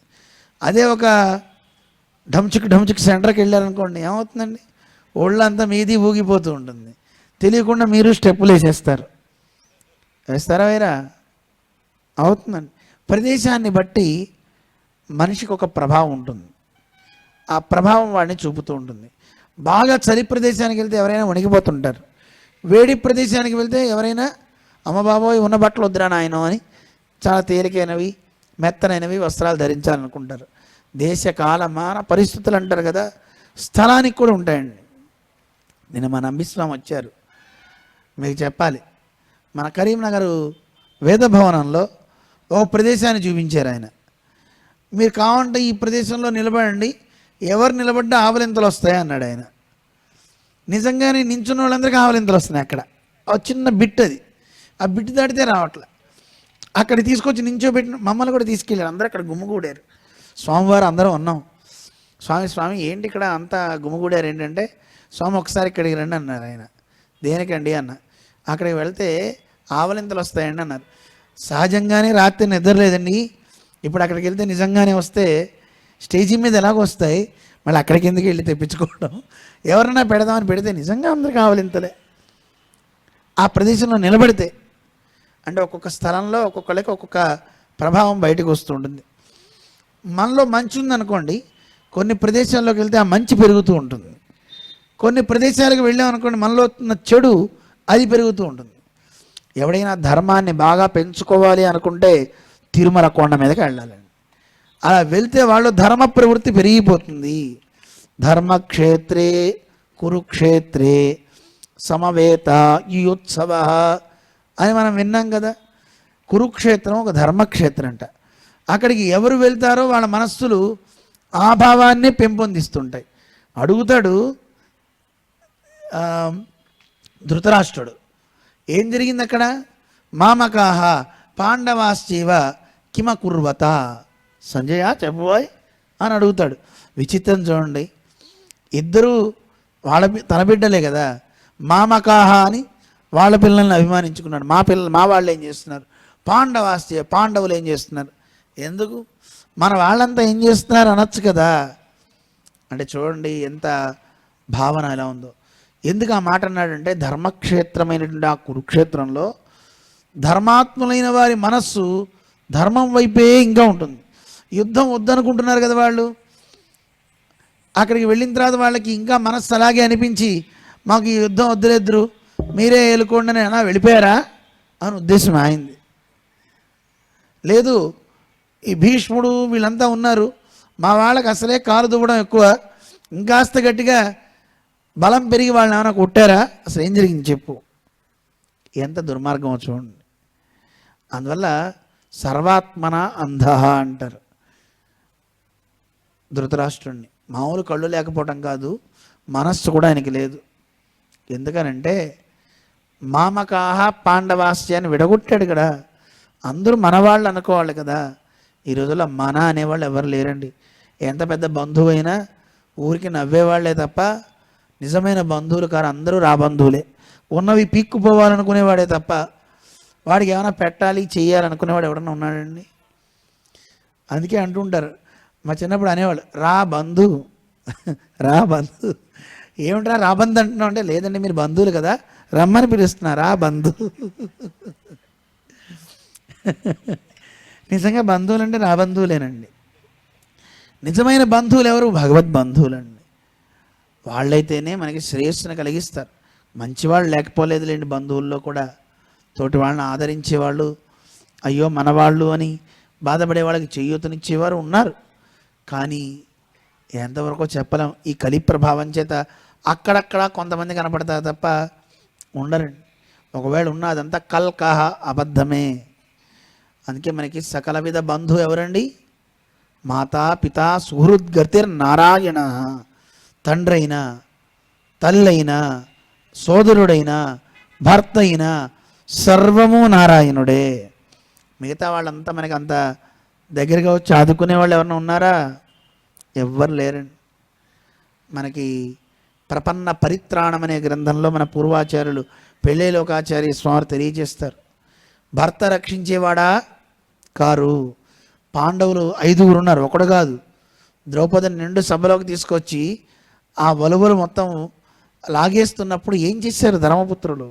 ఏం చేయలేదు, అలా ఉండిపోయారు అంతే. మరి భర్త రక్షకుడు కాదని తెలిసిపోయింది.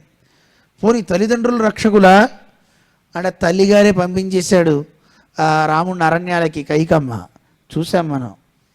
చాలా బాగా ప్రేమించింది ఆవిడ. అలా ప్రేమించిన తల్లే రాముడిని దూరం వెళ్ళాలని కోరుకుంది. తల్లిదండ్రులు అంటే కాకాసురుడి తల్లిదండ్రులు ఇంద్రుడు, శచీదేవి. వాళ్ళే తన పిల్లవాడు లోపలికి రావద్దు అని తలుపేసేసారు.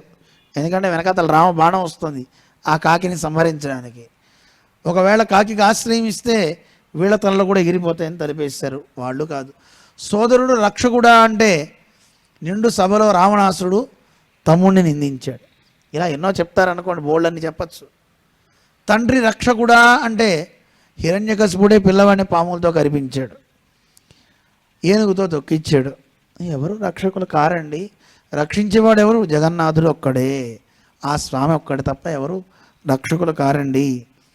అందువల్ల మనలో ఉన్న మంచి పెంచే స్థానం ఏదైనా ఉందంటే వృషాద్రి అంటే ఆ తిరుమల కొండ మాత్రమే. అది ఎలాంటి పర్వతం అంటే ఏదో మన కథ చెప్తూ ఉంటారు. విక్రమాదిత్యుడు తన సింహాసనం భూమిలో పడిపోయిందంటండి. ఆ భూమి మీద ఉన్న చోట ఎత్తైన ప్రదేశంగా ఉంటే ఓ పశువుల కాపరి పశువులు కాసుకుంటూ వెళ్ళాట. వెళ్ళి దాని మీద కూర్చున్నట్ట కాస్త విశ్రాంతి తీసుకుందామని. ఎక్కడ లేని ధర్మం వాడికి వచ్చేసిందండి. ఆ సింహాసనం యొక్క మహిమ. దాని మీద కూర్చుంటే చాలు. ఇప్పుడు మన నాయకులు చాలామంది అంటుంటారు, పదవి మీద ఉన్నంత వరకు వేరు, దిగాక వేరు. దిగాక అక్కడే ఉంటాయట, పైకి ఎక్కాక పైకి వెళ్తాయట. ఏమిటో నేను చెప్పను, మీకే తెలుసు కదండి. అందువల్ల ఆ పదవి అనేది చాలా మన పెద్దలు శాస్త్రంలో వాళ్ళంతా చెప్తారు. రాజ్యం అనేది ఒక మహావ్యాధిటండి. అచికిత్స, చికిత్స లేని మహావ్యాధిటండి రాజ్యం అనేది. అంటే అధికారం అనేది.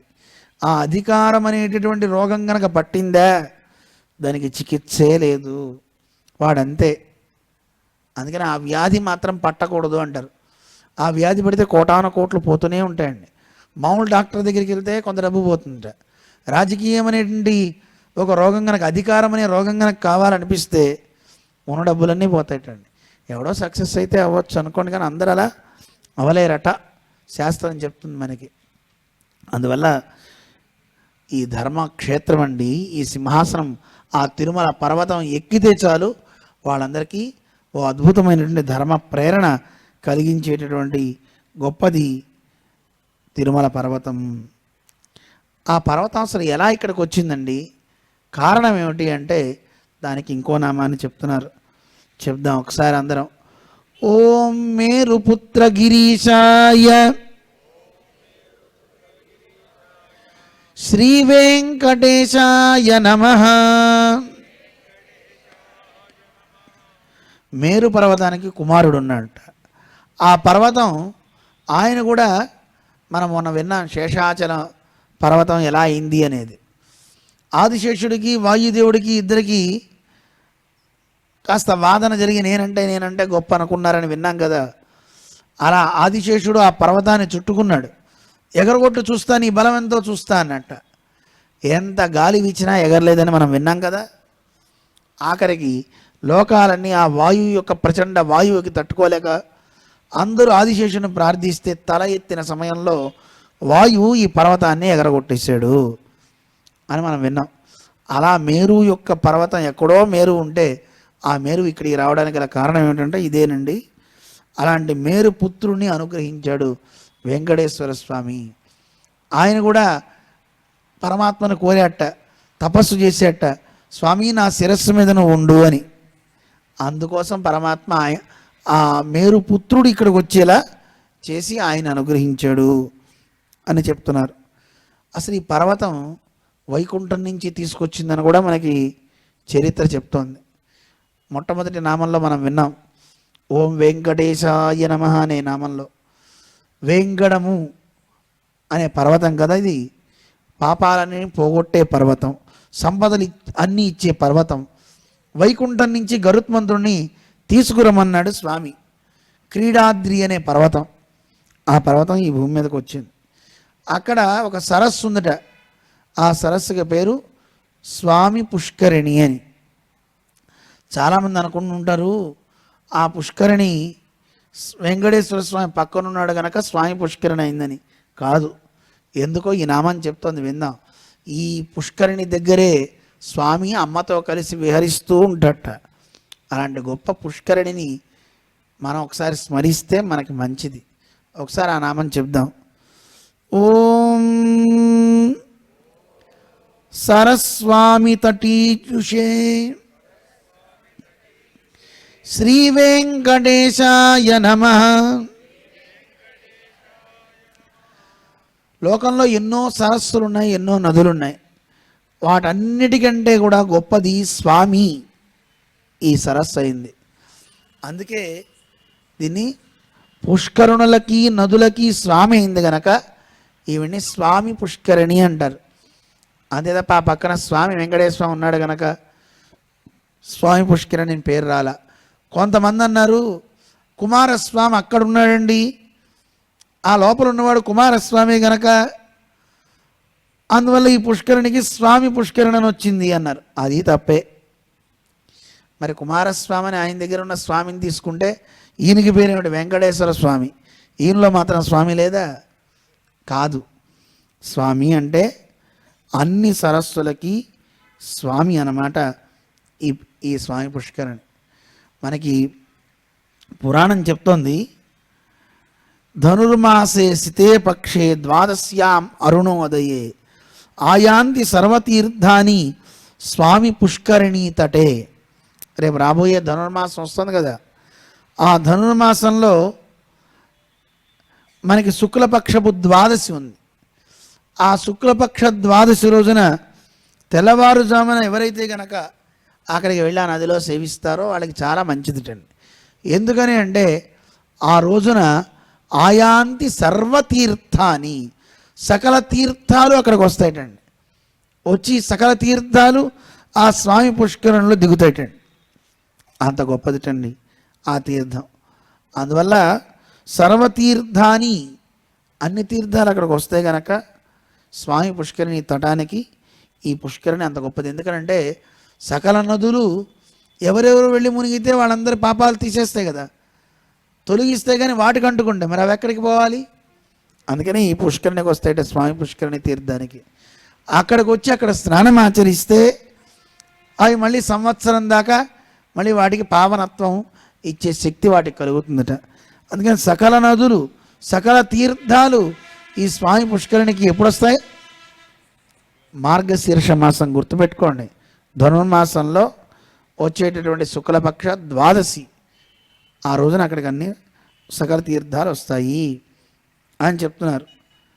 అలాంటి గొప్ప స్థానం ఇక్కడే సాక్షాత్తు ఈ స్వామి పుష్కరిణి దగ్గరే అమ్మవారితో పాటు సంచరిస్తూ ఆటలాడుతూ ఉంటాట శ్రీనివాసుడు. మాయావీ పరమానందం త్యక్త్వా వైకుంఠముత్తమం. ఆశ్చర్య చేష్టితాలు కలిగినటువంటి ఆ స్వామి పరమానంద ధామమైన ఆ వైకుంఠాన్ని వదిలిపెట్టి ఇక్కడికి వచ్చేట. ఎక్కడికి? స్వామి పుష్కరిణి తటే రమయా సహమోదతే. లక్ష్మీదేవితో కలిసి ఆనందిస్తున్నట్ట ఆ పుష్కరిణి దగ్గర తిరుగుతూ. అందుకే మన ప్రతివాది భయంకరం అన్నన స్వామి సుప్రభాతంలో ఒక మంగళాశాసనం చేశారు ఆయన, మనందరికీ వచ్చు. శ్రీ వైకుంఠ విరక్తాయ స్వామి పుష్కరిణీ తటే రమయా రమమాణాయ వెంకటేశాయ మంగళం. వెంకటేశా నీకు మంగళం. ఎందుకు అంటే వైకుంఠం మీద నీకు అంత రక్తి లేదు. ఎందుకు రక్తి లేదు? ఈ లోకంలో మనందరి మీద అనురక్తి దేవుడికి ఉందిటండి. అయ్యో నా వాళ్ళంతా ఇక్కడ ఉన్నారే, వీళ్ళందరినీ కాపాడాలే అనే ఒక చిన్న దిగులు ఆయనకి ఎక్కువ ఉంది. అందుకే వైకుంఠంలో ఉండే స్వామి నాతి స్వస్థమనాయయౌ. మనస్సు ప్రశాంతంగా లేదట ఆయనకి. ఎందుకు లేదంటే ఇగో వీళ్ళంతా దూరం అయిపోయారా. తండ్రికి ఉన్న పిల్లల్లో అందరూ బాగుండి ఒక పిల్లవాడు సరిగ్గా చదువుకోకపోతే, వాడు ప్రయోజకుడు కాకపోతే వాడి మీద దిగులు ఉంటుందా ఉండదా చెప్పండి. పోతే పోయాళ్ళండి, వాడు ఎడిపోతే నాకెందుకు అనుకుంటారా. వాడిని ఏదో ఒక దారిలో పెట్టాలి, వాడి కాళ్ళ మీద వాడు బతకాలి అని తండ్రి కోరుకుంటాడు కదా. తల్లి కూడా అదే కోరుకుంటుంది. మరి స్వామి ఆ కోరికతోనే మనల్ని బాగు చేయడం కోసమే ఇక్కడికి వచ్చాడు. ఏమంటే ఇక్కడ రావడం దేనికండి? మమ్మల్ని ఒకళ్ళు అడిగారు, అసలు నేరుగా వచ్చి మనకే కనబడి చెప్పచ్చు కదా, ఒరే పిచ్చోడా అలా కాదురా ఇలా చీరా అని చెప్పచ్చు కదా. చెప్పచ్చా చెప్పకూడదా? ఎంతమంది చెప్పచ్చు అంటారు? ఒక ఆయన ఎత్తారంతే, ఆయనకి ఒక్కడికే చెప్తాడులేండి. మీకు ఎవరికి వద్దన్నారు కదా, మీకు కూడా చెప్పాలా వద్దా చెప్పండి. వింటే చెప్తాడు. ఎంతమందికి కావాలి? చెప్పమని అడగాలి కదండి. అడిగారు కదా, వచ్చి చెప్పాడు అనుకోండి, నమ్ముతారా చెప్పండి? శంఖచక్ర గదాపాణిగా వచ్చి ఒరే నాయనా ఇది అధర్మం రా చేయకరా అంటే వింటారా? చిల్లర లేదు పో అంటారు. ఆయన ఎవరు నమ్మరు. పోనీ పరమాత్మ ఎప్పుడు తన రూపంతో రాడు, ఏదో ఒక స్నేహితుడి రూపంలోనో బంధువు రూపంలోనో చెప్తాడు. చెప్పినా వింటామా? నాకు తెలిసిందే నేను చేస్తా తప్ప ఇంకోటి చెప్పింది చేయం. ఆ ముండి ఎక్కువ ఉంటారండి. అలాంటి ముండి జనాభానే ఎక్కువ ఉంది. దేవుడు ఎప్పుడు ఎవరితో ఏం చెప్పిస్తాడో తెలియదండి. అది మంచి అయితే వెంటనే ఆచరించగలిగితే మంచిది. మంచి అయితే పరమాత్మ ఎప్పుడు అలా ఎవరో ఒకరి ద్వారా మనని బాగు చేయించడానికి మంచి చెప్పిస్తాడు. ఒక ఆయన ఇలాగే ప్రయాణం చేసి వెళ్తున్నాడు. ఎవరో చెప్పాట, ఏమండి ఈ దారి బాగాలేదు ఇలా వెళ్ళండి అని చెప్పాట. అని చెప్తే వీడు అనుకున్నట్ట వీడి మొహం వీడికి తెలుసా అని వెళ్ళాట. వెళ్ళేసరికి అక్కడ గొయ్యి తీసుంది, డమ్మని పడ్డట్టండి. అప్పుడు అనుకుంటాడు, అరే వాడు చెప్పిన కాళ్ళు చేతులు దెబ్బలు తగులుతాయి కదండి. ఇంటికి వచ్చిన తర్వాత ఏడుస్తుంటారు, అందరూ ఓదారుస్తుంటారు. వాడు ఎవడో వచ్చి చెప్పాడండి, వాడు చెప్తే నేను వినేది అని వెళ్ళానండి, పడ్డానండి అంటారా అనరా? ముందు ఎవరో చెప్తారు మంచి వినం. ఒక్కోసారి ఎవరో కాదండి మన మనస్సే మనకి చెప్తుంది. ఆ మనస్సు ఎవరో కాదు దేవుడే. ఒక్కోసారి మీకు అనిపిస్తూ ఉంటుంది చూడండి, ఇది చేయకు, ఇలా వద్దు, నా మనస్సు చెప్పిందండి వద్దని, కానీ వినకుండా వెళ్ళానండి అంటామా నమ్మా? ఆ మనస్సు ఎవరో కాదు దేవుడే. ఎన్నో రకాల శతవిధాల మనని బాగు చేయడానికి భగవంతుడు ఎన్నో రకాల ప్రేరణ కలిగిస్తుంటాడు. స్వయంగా తాను చెప్తాడు, పక్కవారితో చెప్పిస్తుంటాడు. అయినా వినం, నష్టపోతాం, నష్టపోయిన తర్వాత ఏడుస్తుంటాం. అందువల్ల మనకి అలాగే ఉంటుందన్నమాట. అటువంటి స్వామి పుష్కరిణి మాహాత్మ్యం ఇంత అని చెప్పడానికి వీలు కాదండి. ఆ స్వామి అమ్మవారితో కలిసి అక్కడ సంచరిస్తూ తిరుగుతూ ఉంటాడు. అందుకే ఆయన ఆ పుష్కరిణి యొక్క గొప్పతనాన్ని తెలియజేయడానికే మనకి చేస్తుంటారు. ఈ పుష్కరిణి ఎంత గొప్పదంటే ఎవరు అక్కడికి వస్తారో వాళ్ళని స్వాములుగా తయారు చేస్తుంటండి. స్వామి అంటే సన్యాసులు అనుకోకండి, మంచి అధికారవంతులుగా తయారు చేస్తుంటండి ఆ పుష్కరిణి. అందువల్ల స్వామిత్వస్య ప్రధానాశ్చ స్వామి పుష్కరిణీత్రియం అని ఒక వ్యుత్పత్తి చెప్తున్నారు. ఎవరు అక్కడికి వచ్చి దాన్ని దర్శనిస్తారో, స్పర్శన చేస్తారో, దర్శిస్తారో అలాంటి వాళ్ళకి స్వామిత్వాన్ని ఇస్తుంటండి. ఎప్పుడు దాన్ని నిజంగా విశ్వసిస్తే ఏదో ఉందిలేద్దరు మనకెందుకులే, అసలు అక్కడికి వెళ్ళేవాళ్ళు ఎవరు లేరండి. పుష్కరిణి దగ్గరికి కాస్త నీళ్లు చల్లుకుందామని, లేదా దర్శిద్దామనో, వెళ్ళాలా సేవిద్దామనో అనిపించదు. స్వామి పుష్కరిణి మాహాత్మ్యం చాలా అద్భుతంగా చెప్పారండి పురాణంలో మనకి. అలాంటి గొప్ప పుష్కరిణి తీర్థానాం స్వామినీయత, అన్ని తీర్థాలకి ఇది స్వామి గనక స్వామి పుష్కరిణి అన్నారు. ఎవరు వెళ్ళి స్నానం ఆచరిస్తారో వాళ్ళందరి యొక్క పాపాలు తొలగించి మంచి అధికారాన్ని ఇస్తుంది గనక స్వామి పుష్కరిణి అని పిలుస్తున్నారు అని మనకి చెప్తున్నారు. ఒక ఆయన రాజు, శంఖనుడు అని ఒక రాజు, రాజ్యం పోయి ఇబ్బంది పడితే ఈ పుష్కరిణిలోనే రోజు స్నానమాచరించి అనుష్ఠానం చేసుకున్న తర్వాత, ఎందుకంటే ఆ శంఖనుడిని రాజ్యం తీసేసుకుని వెళ్ళగొట్టేశారు. వెళ్ళగొట్టేస్తే ఆ శంఖనుడికి చెప్పారట ఇక్కడికి పోవయా అని. ఇక్కడికి వచ్చి నా స్వామి పుష్కరంలో స్నానమాచరించి రోజు పరమాత్మ ధ్యానం చేయడం వల్ల ఏం జరిగిందో తెలుసా అండి, ఈయన పెరుమాళ్ళు సాక్షాత్కరించాడు, నీ రాజ్యం నీకు వచ్చేస్తుంది పొమ్మన్నాడు. ఈయన గోదావరి నదీ తీరం దగ్గర ఉన్న సందర్భంలో కొంతమంది వచ్చి చెప్పారట, అయ్యా మీరు శంకర మహారాజు కదూ అన్నారు. అవునండి, మీ రాజ్యాన్ని ఎవరు అపహరించారో ఆ అపహరించిన వాళ్ళు వాళ్ళల్లో వాళ్ళు కొట్టుకుని చనిపోయారండి, రాజ్యం అంతా ఇప్పుడు ఖాళీగా ఉంది, మీకోసమే ఎదురు చూస్తున్నారు అన్నట్ట. వెంటనే ఈయన వెళ్ళి రాజ్యానికి పట్టాభిషిక్తుడు అయ్యాడని చరిత్ర మనకి చెప్తాను. దేనివల్ల కలిగింది ఇది? స్వామి పుష్కరిణి తీర్థంలో స్నానమాచరించారు. అయితే స్వామి పుష్కరిణి ఆ ఫలం ఇవ్వదండి, అలా ఆచరించడం వల్ల స్వామి సంతుష్టుడయ్యాడు, స్వామి ఇచ్చాడు ఆ ఫలాన్ని. అలాంటి గొప్ప పుష్కరిణి అండి, సామాన్యమైంది కాదు. ఈ పర్వతం మీద ఉన్నటువంటి ఈ పుష్కరిణి అని తెలియజేశారు. ఇంకా ఒక గొప్ప వైభవాన్ని చెప్తున్నారు, ఒక్క నామని చెప్పుకొని మళ్ళీ మిగతావి రేపు స్మరిద్దాం. ఈ పర్వతం పాపాలన్నింటినీ తొలగిస్తుంది, సకల శుభాల్ని కలిగిస్తుందని చెప్పడానికి ఒక నామం మనకి చెప్తున్నారు. అందరం అనుసంధానం చేద్దాం. ఓం కుమార కల్పసేవ్యాయ శ్రీ వెంకటేశాయ నమః.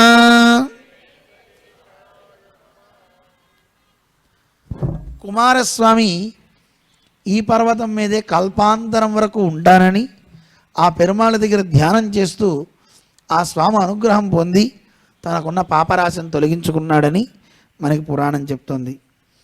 ఏమైంది? తారకాసురుడు అనేటటువంటి అసురుని సంహరించాడు సుబ్రహ్మణ్యేశ్వరుడు. దానివల్ల ఇతనికి బ్రహ్మహత్యాపాతకం తగిలింది. మరి ఆ బ్రహ్మహత్యాపాతకం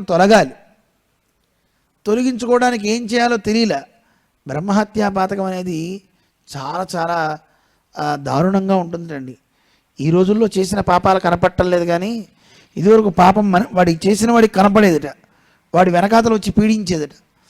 బ్రహ్మహత్యాపాతకం చేస్తే వాడితో పాటు ఆ బ్రహ్మహత్యాపాతకం ఒక ముసలిదాని రూపంలో జుట్టంతా విరబోసుకొని చేతుల నుంచి చీము గారుతూ భయంకరమైన దుర్వాసన తట్టుకోలేమన్నమాట. అలాంటి దుర్వాసనతో ఉన్న ఆవిడ వస్తూ ఉంటుందిటండి పక్కన. వీడు ఎంత దూరం పరిగెత్తినా అది పరిగెత్తుందిటండి, వెళ్తూనే ఉంటుందిటండి. వాళ్ళు తట్టుకోలేడు. అబ్బాయి ఎందుకురా ఈ జీవితం అనిపిస్తుంటండి. అలాంటిది బ్రహ్మహత్యాపాతకం. ఆ పాతకం తగిలింది ఆయనకి. ఏం చేయాలి అని తండ్రిని అడిగాడు పరమశివుడిని. ఎందుకంటే పరమశివుడికి కూడా అంతకుముందు బ్రహ్మగారి శిరస్సును ఖండించడం వల్ల, అలాగే దక్షుడి యొక్క శిరస్సును కూడా ఖండించడం వల్ల ఆయనకి బ్రహ్మహత్యాపాతకం తగిలి ఆ దోషాన్ని తొలగించుకోవడానికి ఆయన భిక్షాటన చేశాడు. అన్ని చోట్ల భిక్షాటన చేసిన తర్వాత బదరికాశ్రమంలో మహావిష్ణువు తన వక్షస్థలం నుంచి స్వేదాన్ని ఆ చేతిలో వేశాడు. అమ్మవారి వక్షస్థలంగానే, వక్షస్థలంలో అమ్మ ఉంటుంది కదా, ఆవిడ కృపణలా జల్లగానే ఆ కపాలం కాస్త 1000 ముక్కలైపోయి అక్కడ పడిపోయింది అంటారు. అందువల్ల నాయన నాకు తగిలినటువంటి పాతకం తొలగడానికి నేను ఏ మంత్రాన్ని అనుష్ఠించానో ఆ మంత్రాన్ని నీకు ఉపదేశిస్తారా అని ఉపదేశించాడు. తారక మంత్రాన్ని ఉపదేశించాట. ఏ మంత్రం అది? శ్రీరామ శ్రీరామ అనే ఆ తారక మంత్రాన్ని ఉపదేశించి, ఈ మంత్రాన్ని తిరుమల క్షేత్రంలో నువ్వు వెళ్ళి జపం చెయ్యి అని చెప్తే సుబ్రహ్మణ్యేశ్వరుడు అలాగే అని ఇక్కడికి వచ్చి తపస్సు చేశాట.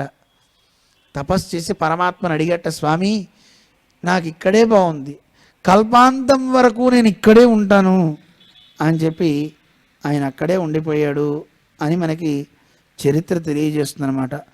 అందుకే ఎవరికైనా వ్యాధులున్నా పాపాలున్నా అన్నిటినీ తొలగించే పర్వతం ఇది.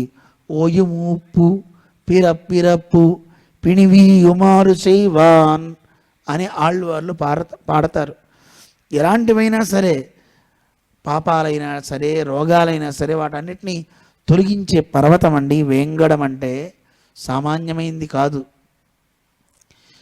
వేం అంటేనే పాపాలు, కట తద్దాహ ఉచ్యతే నిన్న మనం విన్నాం కదా. అలాంటి పర్వతం, ఆ పర్వతరాజం మీద తారకాసురుని వధించినటువంటి సుబ్రహ్మణ్యేశ్వర స్వామికి కూడా పాతకాలాన్ని తొలగేలా చేసినటువంటి పర్వతం, ఆ పర్వతం అక్కడ ఉన్నటువంటి ధారలు, స్వామి పుష్కరిణి, ఇలాంటివన్నీ కూడా చాలా గొప్పవి అని మనకి తెలియచేస్తున్నాయి. ఇంత గొప్ప పరమ పవిత్రమైనటువంటి ఆ పర్వతం యొక్క గొప్పతనాన్ని మనకి పురాణాలన్నీ వర్ణిస్తున్నాయి. ఇంకా ఏమేం చెప్పాయో తర్వాత నామాల్లో రేపటి నుంచి తెలుసుకుంటూ ముందుకు సాగుదాం. ఓం నమో వెంకటేశాయ. ఓం నమో వెంకటేశాయ. ఓం నమో వెంకటేశాయ. లక్ష్మీ వెంకటరమణ గోవింద గోవింద. శ్రీయకాంతాయ కళ్యాణ నిధయే నిధయేర్థినాం శ్రీ వెంకట నివాసాయ శ్రీనివాసాయ మంగళం. శ్రీ వైకుంఠ విరక్తాయ స్వామి పుష్కరిణీతడే రమయా రమమాణాయ వెంకటేశాయ మంగళం. శేషో వా సైన్యనాథో వా శ్రీపతిర్వేది సాత్వికైః వితర్క్యాయ మహాప్రాజ్ఞైః భాష్యకారాయ మంగళం. మంగళాశాసనపరైః మదాచార్య పురోగమైః సర్వైశ్చ పూర్వైరాచార్యైః సత్కృతాయాస్తు మంగళం. లక్ష్మీ వెంకటరమణ గోవింద గోవింద గోవింద. జై శ్రీమన్నారాయణ. ఓం నమో వెంకటేశాయ.